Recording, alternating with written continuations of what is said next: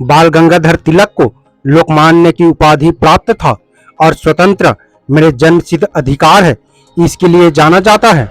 बाल गंगाधर तिलक ने आजीवन शूद्र और अछूतों पीड़ितों के खिलाफ काम किया। तिलक जैसे दलित विरोधी पूरे भारत में नहीं है। ये कथन कितना सच है, आइए आगे के वीडियो में जानते हैं।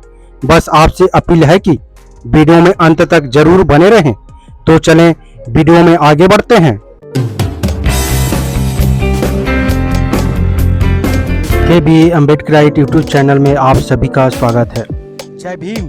भारत के स्वतंत्रता संग्राम में बाल गंगाधर तिलक एक प्रखर राष्ट्रवादी नेता थे, जिन्हें लोकमान्य तिलक की उपाधि और स्वराज हमारा जन्मसिद्ध अधिकार है उसके नारे के लिए जाना जाता है। उन्होंने हिंदू धर्म, वर्ण व्यवस्था और धार्मिक प्रतीकों को राष्ट्रीय पहचान का आधार बनाकर हिंदू राष्ट्र को आकार दिया, किंतु उनके सामाजिक विचार जाति व्यवस्था का समर्थन, महिला शिक्षा और सहमति के उम्र बिल का विरोध किया, किसानों के प्रति उदासीनता और सामाजिक सुधारों के खिलाफ रुख किया।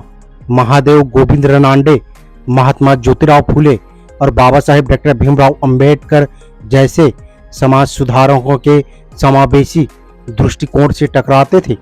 तिलक ने अपने अखबार केसरी मराठी 4 जनवरी 1881 को शुरू किया और द मराठा अंग्रेजी 2 जनवरी 1881 को शुरू किया। उसके माध्यम से अपने विचारों को प्रचारित करते थे। 1818 में खिड़की के लड़ाई में बाजीराव द्वितीय के नेतृत्व में पेशवा शासन का पतन और ब्रिटिश राज की स्थापना ने महाराष्ट्र के सामाजिक ढांचे को बदल दिया।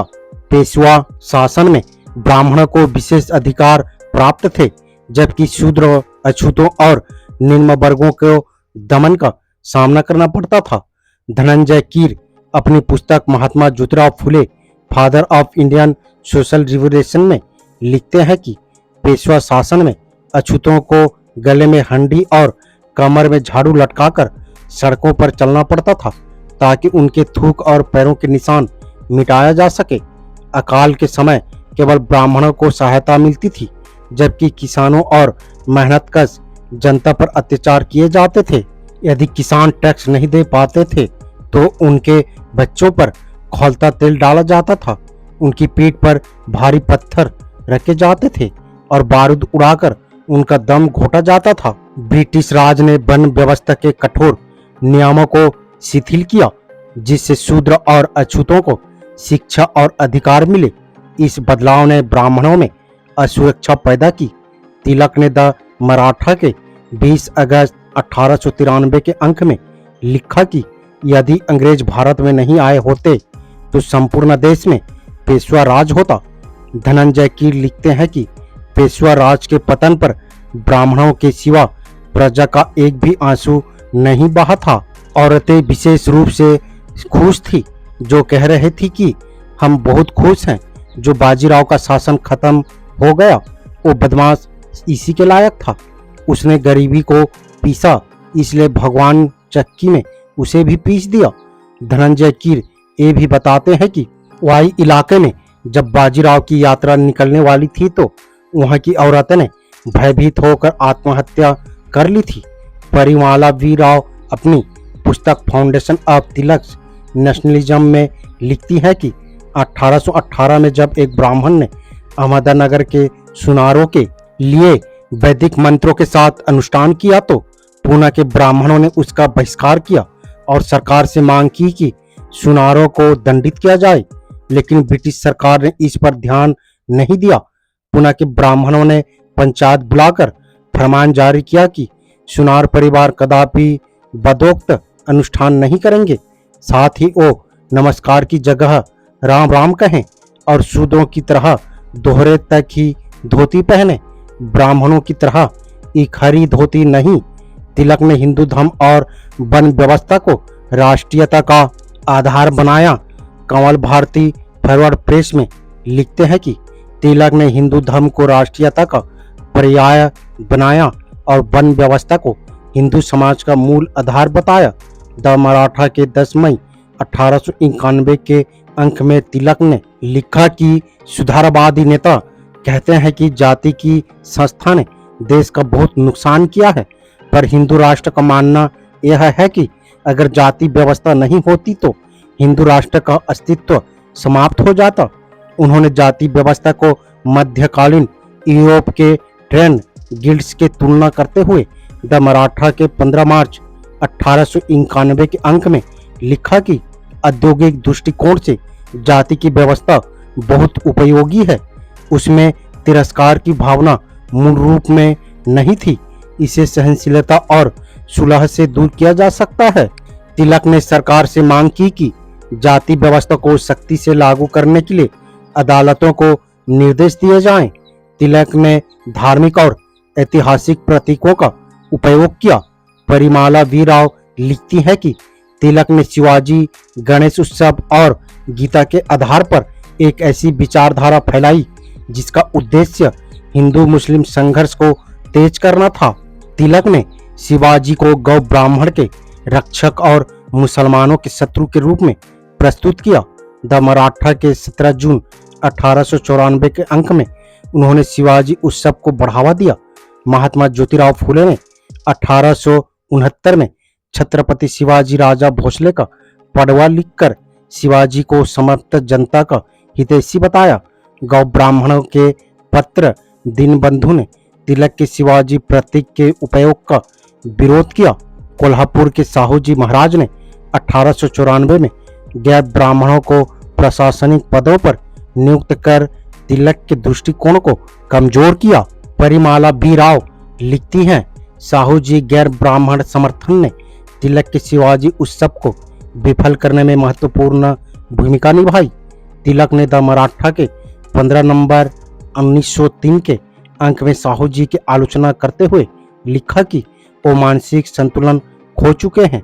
ब्रिटिश सरकार पर आरोप लगाया कि ब्रिटिश सरकार गैर ब्राह्मणों को उत्साह बढ़ाकर जातीय द्वेष पैदा कर रही है। तिलक ने सामाजिक सुधारों का पुरजोर विरोध किया। कमल भारती जी लिखते हैं कि तिलक का हिंदू राष्ट्रवाद सामाजिक सुधारों के प्रति रूढ़िवादी था, जो वर्ण व्यवस्था को पितृसत्ता को बनाए रखने पर केंद्रित था। तिलक ने महिला शिक्षा और सहमति के उम्र का विरोध किया और महिला शिक्षा को हिंदू समाज के लिए हानिकारक माना। द मराठा के 31 अगस्त 1884 के अंक में उन्होंने लिखा कि महिलाएं कमजोर होती हैं और संतान को आगे बढ़ाना उनका काम है, इसलिए उन्हें आधुनिक शिक्षा देना उनकी शक्ति से बाहर है। रनांडे द्वारा 1884 में स्थापित हुजूर पागा स्कूल के पाठ्यक्रम के विरोध करते हुए द मराठा के 7 सितंबर 1884 के अंक में तिलक ने लिखा कि अंग्रेजी शिक्षा महिलाओं को स्त्रीत्व से वंचित करती है। इसे हासिल करने के बाद वो एक सुखी सांसारिक जीवन नहीं जी सकती। उन्होंने मांग की कि लड़कियों को केवल देसी भाषाएं, नैतिक विज्ञान और सिलाई कढ़ाई सिखाई जाए। द मराठा के 18 सितंबर 1887 के अंक में उन्होंने लिखा कि लड़कियों को सुबह 11 बजे से शाम 5 बजे तक पढ़ना गलत है। उन्हें घरेलू काम सीखने का समय मिलना चाहिए। सहमति के उम्र बिल 1891, जिसने लड़कियों की शादी और यौन संबंध की आयु 10 से बढ़ाकर 12 वर्ष की जानी थी, उसका तिलक ने विरोध किया। 11 वर्षीय फूलमणि की मृत्यु, जो अपने 35 वर्षीय पति हरि मोती द्वारा जबरन यौन संबंध के कारण मर गई थी, उसने इस बिल को प्रासंगिक बनाया। द मराठा के 10 अगस्त 1890 के अंक में तिलक ने लिखा कि मैती पहले ही पत्नी को खो चुके हैं, अब उनकी और लानत मलामत न कीजिए।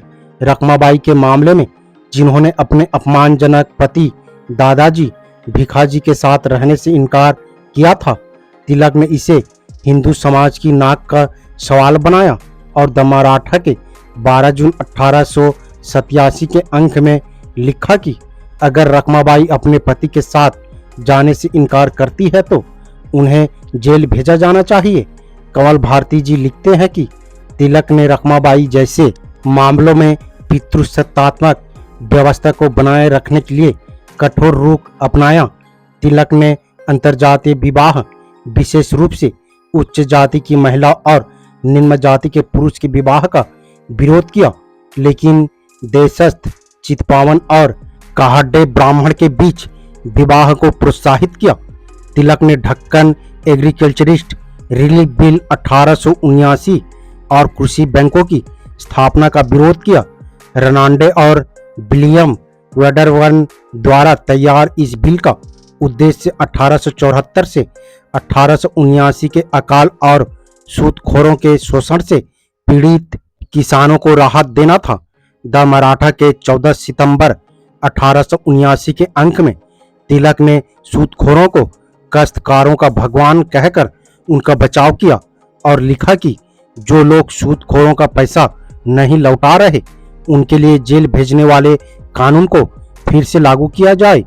1879 में वासुदेव बलवंत फड़के के नेतृत्व में किसानों और अछूतों के विद्रोह को तिलक ने द मराठा 9 अक्टूबर 1881 के अंक में एक गुमराह शख्स की कोशिश करार दिया।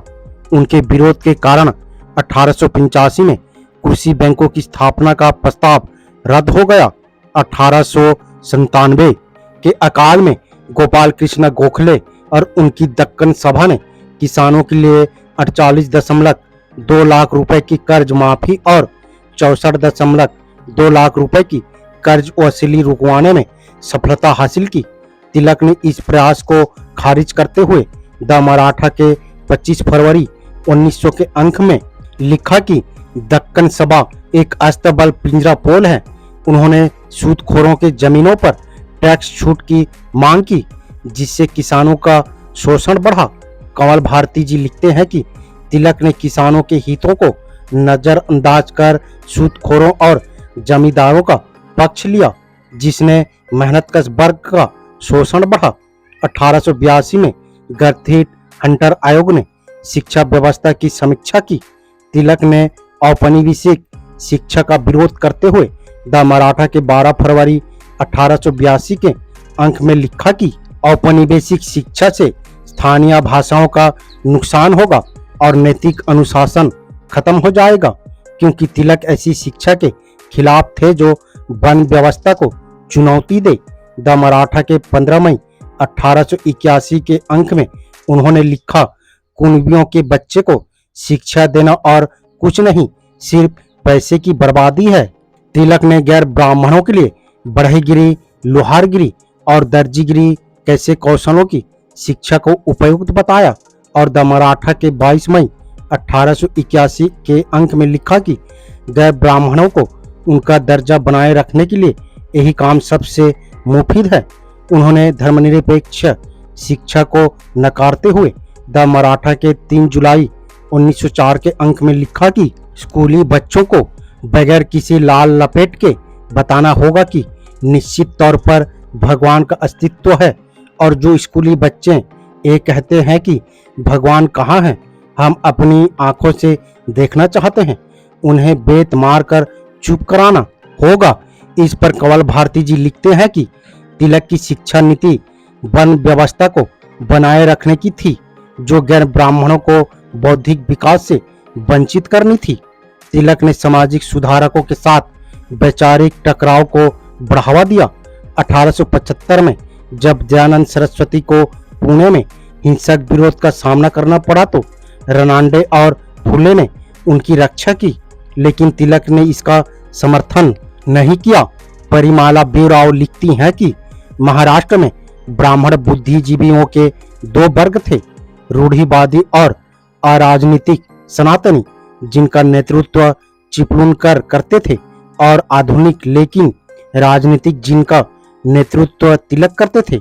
दोनों ही सुधार विरोधी थे। तिलक ने द मराठा के 10 अप्रैल 1887 के अंक में गोपाल गणेश आगरकर के सुधारवादी विचारों की आलोचना की, जिसके कारण आगरकर ने 1887 में केसरी छोड़कर सुधारक अखबार शुरू किया। 1895 में पुणे में भारतीय राष्ट्रीय कांग्रेस के अधिवेशन में तिलक के समर्थकों ने धमकी दी कि यदि सामाजिक सुधारों पर चर्चा हुई तो वो पंडाल को जला देंगे। इस पर परिमाला बेराव लिखती हैं कि इस धमकी के कारण कांग्रेस ने सामाजिक सुधारों से दूरी बना ली और केवल राजनीतिक मंच बनकर रह गई।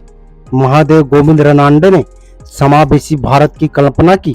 उन्होंने 1884 में हुजूर पागा स्कूल की स्थापना की, जिसमें मराठा, कुणबी, सोनार, यहूदी और अछूत समुदायों की लड़कियां पढ़ती थी।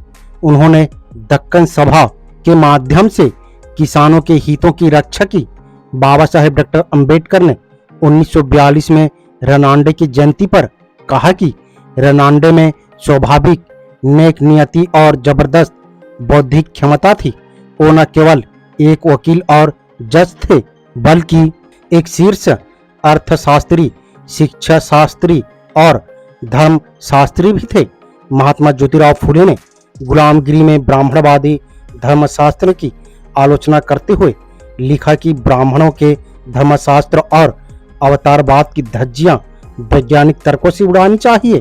परिमाला बीराव लिखती हैं कि 1818 में जब एक ब्राह्मण ने सुनारों के लिए वैदिक अनुष्ठान किया तो पूना के ब्राह्मण ने उसका बहिष्कार किया, लेकिन ब्रिटिश सरकार ने उनकी मांगों को खारिज कर दिया।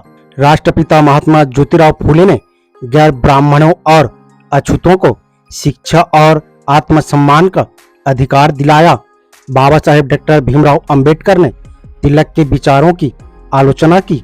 अपनी पुस्तक रनांडे, गांधी और जिन्ना में वो लिखते हैं कि तिलक और चिपळूणकर ने रनांडे के लिए हर तरह की मुसीबत खड़ी की।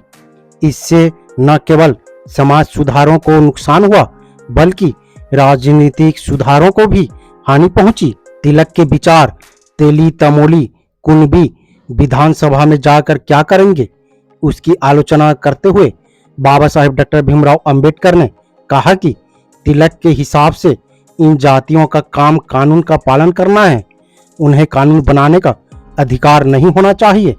कमल भारती जी लिखते हैं कि अंबेडकर ने तिलक के ब्राह्मणवादी राष्ट्रवाद को सामाजिक न्याय के लिए खतरा माना है।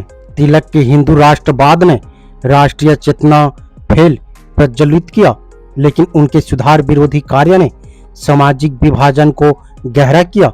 परिमाला बीराव लिखती हैं कि 1881 से 1920 तक तिलक और उनके समर्थकों ने शिक्षा, विशेष रूप से महिला और गैर ब्राह्मण शिक्षा के खिलाफ अभियान चलाया, जिसके कारण महाराष्ट्र की 11 में से 9 नगर पालिकाओं में अनिवार्य शिक्षा के प्रस्ताव असफल रहे।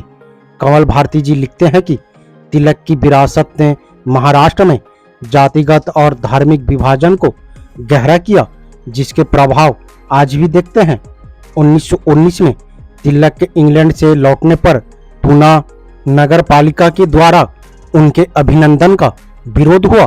परिमाला बीराव लिखती है कि पूना के नागरिक में सर्वाधिक संख्या तिलक के ब्राह्मणवादी विचारधारा को न मानने वाले मुसलमानों, दलितों और गैर ब्राह्मण की थी। तिलक ने अंत में जाति उन्मूलन का समर्थन करने की कोशिश की और द मराठा के 15 जुलाई 1919 के अंक में लिखा कि मैं अकेले जाति का विनाश नहीं कर सकता। स्वयं बुद्ध भी इस प्रयास में सफल नहीं हुए थे, किंतु उनकी सुधार विरोधी छवि के कारण यह अपील अभावहीन रही। तिलक के सामाजिक विचारों ने महाराष्ट्र में जातिगत और धार्मिक तनाव को बढ़ाया, जिसका प्रभाव आज भी किसानों की आत्महत्याओं, जातिगत संघर्षों और महिलाओं के लिए खिलाफ भेदभाव में दिखाता है। कमल भारती जी लिखते हैं कि तिलक का हिंदू राष्ट्र आज के हिंदूवादित्व आंदोलनों के नींव बना, जो सामाजिक समता के बजाय धार्मिक और जातिगत श्रेष्ठता को बढ़ावा देता है। दूसरी ओर रनांडे, फुले और अंबेडकर ने समावेशी भारत की नींव रखी। रनांडे ने किसानों और महिलाओं के सशक्तिकरण को राष्ट्र निर्माण का आधार माना।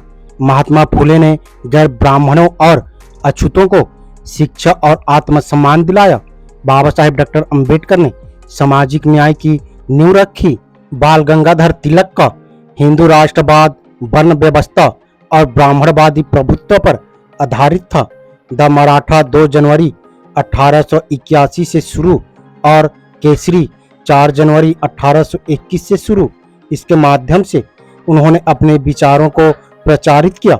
उनके सामाजिक सुधार विरोधी कार्यों, महिला शिक्षा, सहमति की उम्र बिल, किसानों के लिए सुधार और जाति उन्मूलन के खिलाफ रुख ने महाराष्ट्र में सामाजिक विभाजन को गहरा किया।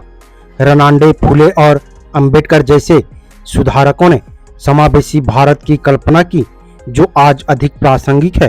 तिलक की विरासत को स्वतंत्रता संग्राम के संदर्भ में सराहा जाता है, लेकिन उनके सामाजिक विचार आज के भारत में स्वीकार्य नहीं है। वीडियो आपको कैसा लगा, अपने राय कमेंट बॉक्स में जरूर दें। वीडियो अगर पसंद आया हो तो लाइक करना ना भूलें। उम्मीद करता हूँ वीडियो को समझ गए होंगे। अगर समझ गए हैं तो अपने परिवारजनों को, दोस्तों को, मूल्य राशि, SC, ST, OBC, Bahujan Samaj को शेयर जरूर करें, ताकि उन्हें भी पता चल सके, जानकारी हो सके। मेरा आप सभी बहुजन समाज, मूल्य राशि, अम्बेडकरवादियों से अपील है, हम अपने समाज को जागरूक करने के लिए बहुत मेहनत करते हैं और अम्बेडकर विचारधारा वाले वीडियो को लाते रहते हैं। आपकी एक सब्सक्राइब हमारे हौसले को बुलंद कर हमें दोगुनी हौसला प्रदान करता है, मजबूत करता है। इसलिए आप सभी से गुजारिश है कि हमारे चैनल को सब्सक्राइब करके हमें सपोर्ट जरूर करें, ताकि हम अगले नए वीडियो डालें तो आप तक नोटिफिकेशन जा सके और कुछ महत्वपूर्ण जानकारी मिल सके। धन्यवाद। जय भीम, जय संविधान, जय मूल्य राशि।